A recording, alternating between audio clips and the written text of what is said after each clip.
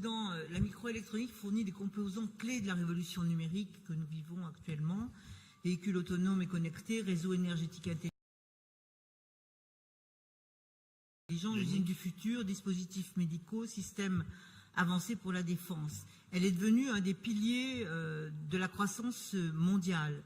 La filière française contribue à la croissance économique mondiale et européenne dans ce domaine stratégique, avec notamment plus de 25 000 emplois dans le bassin grenoblois. La région, grâce au plan de soutien successifs Nano 2008, 2012, 2017, la filière française aujourd'hui conquiert de nouveaux marchés. ST vient d'investir et de recruter 300 ingénieurs et je crois que le bilan emploi de cette entreprise sur toutes ces années est largement positif.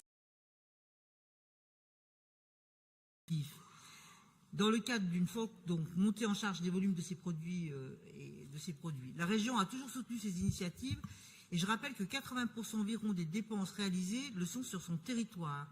Le retour sur investissement vers le territoire est donc considérable, plus de 5 milliards d'euros en 10 ans. Aujourd'hui, cette filière irrigue Grenoble, mais elle irrigue l'Isère, la France, notre région.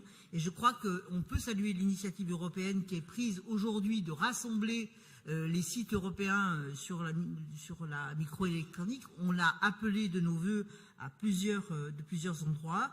Moi, je voudrais simplement remercier Yannick Noder pour ce rapport. Je voudrais aussi le remercier pour la rapidité qu'il a mis à nous le proposer, parce qu'aujourd'hui, il faut aussi aller vite.